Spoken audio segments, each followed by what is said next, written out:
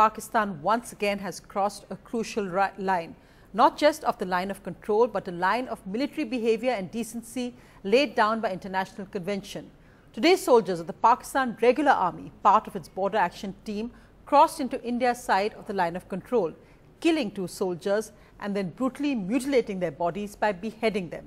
The defense minister said the army will respond appropriately and the sacrifice won't go in vain. Another key minister told NDTV, Pakistan is clearly now a rogue state. The army chief also flew to Srinagar this evening. For more, let's go across to our reporters now tracking this story. Vishnu Shom, Rahul Srivastav, Zafar Iqbal.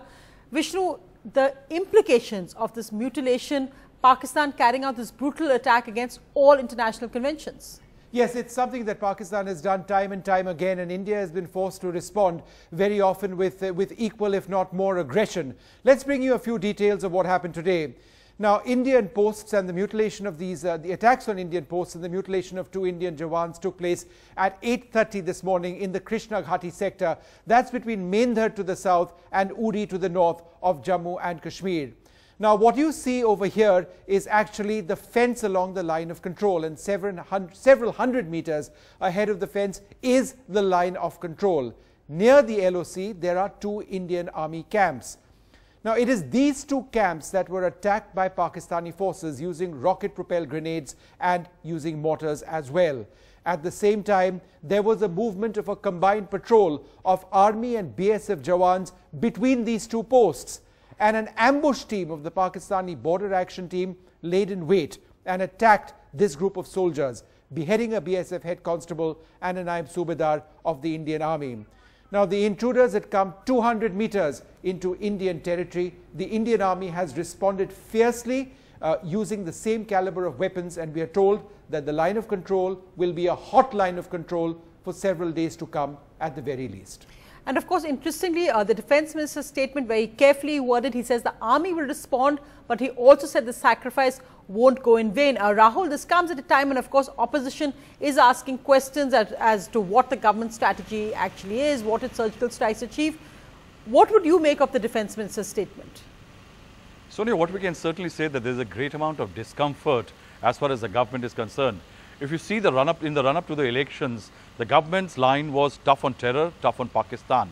And if you see over the last 1 year, the government has given ample evidence that as far as talks with Pakistan is concerned, there is nothing going to move till the time Pakistan shows some visible, tangible moves as far as its ending its support to terror is concerned. Even in this case, when it comes to, as Vishnu was saying, there are sources saying that it could well have been a trap. Some sources, as top sources in the government, are saying that some communication lines were down, and this party which went to that sector where the attack happened could have been largely to look out at what exactly happened, and that is when the attack took place.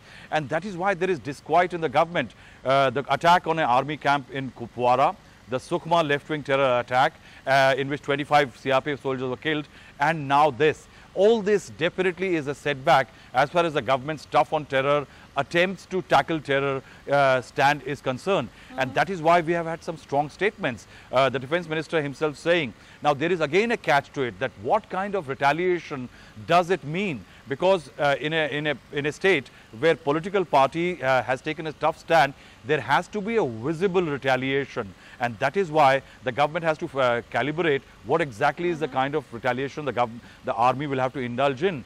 Right. Definitely the government is bracing for political attacks. It knows that this is a setback, and that is why if you see the opposition and the government have attacked each other, but the government is trying to take a tough line to back its own stand. The defense minister, the minister of state, and also the opposition indulges some very strong words against each other. Now, if it is a rogue state which has done this kind of an act, of course, that is their doing, and that has also exposed them internationally. This is a reprehensible and an inhuman act. Such attacks don't even take place during war, let alone peace. Bodies of soldiers being mutilated is an extreme form of barbaric act. The Government of India strongly condemns this act and the whole country has full confidence and faith in our armed forces, which will react appropriately to this inhuman act. The sacrifice of these 2 soldiers will not go in vain. Government must find out some permanent solution. Something is wrong somewhere. Something is wrong with the policy. Yes, government should take it seriously. It just will not be that day your lectures, your bhasan or emotional or emotive speech will resolve this problem. We think that this sort of a thing cannot and will not and should not be tolerated. Whatever was done has obviously not produced the results.